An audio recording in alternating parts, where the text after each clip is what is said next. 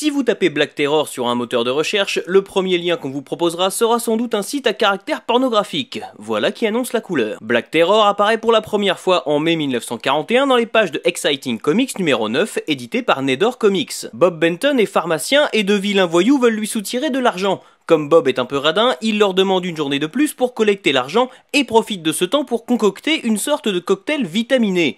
Si vous non plus vous ne voyez pas quel est l'intérêt de demander plus de temps pour faire ça, c'est normal. Seulement, son jeune assistant Tim ajoute par erreur de l'acide formique à la préparation. Pour votre culture personnelle, sachez que dans la nature, l'acide formique se trouve dans le dard et les piqûres de plusieurs insectes de l'ordre des hyménoptères, comme les abeilles ou les fourmis, mais aussi sur les poils qui composent les feuilles de certaines plantes, comme les orties par exemple. Et voilà que le pharmacien respire malencontreusement l'étrange fumée qui se dégage du mélange. Alors là, on pourrait s'attendre à ce que les vapeurs de ce Red Bull des années 40 fassent de notre ami un homme fourmi, à la limite un homme ortie. Mais en fait, Bob obtient juste des super pouvoirs proches de ceux de Superman. Il est plus fort que les pauvres mortels que nous sommes, mais ne dispose pas de capacités qui lui soient réellement propres. Attention les enfants, mettre des fourmis écrasées dans votre boisson énergisante ne fera pas de vous un super-héros. Enfin, je ne crois pas. Bien décidé à utiliser ses nouveaux pouvoirs pour combattre le crime, notre héros envoie alors son assistant dans un magasin de costumes pour lui ramener un costume.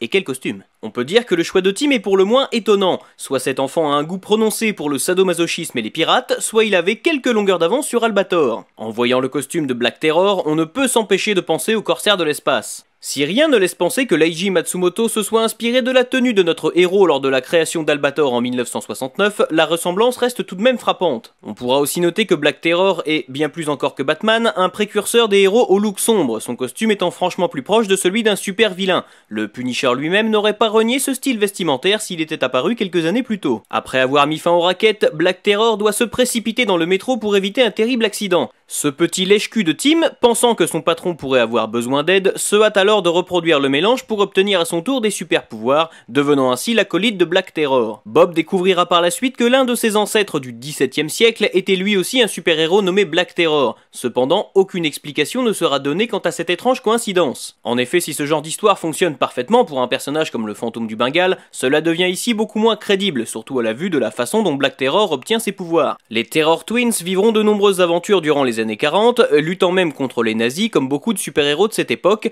avant de disparaître en 1949. Black Terror sera par la suite ressuscité à plusieurs reprises par différents éditeurs comme Dynamite, sans jamais vraiment revenir sur le devant de la scène. Il faut dire que ce genre de personnage mise plus sur son côté kitsch et rétro que sur son originalité, car si Black Terror sortait vraiment du lot d'un point de vue vestimentaire en 1941, il n'en est pas franchement de même pour ses facultés super-héroïques et le cadre de ses aventures extrêmement classiques. Merci d'avoir regardé cet épisode de Héros du Placard, je compte sur vous pour le partager sur les réseaux sociaux et vous abonner à la chaîne pour ne pas rater le prochain.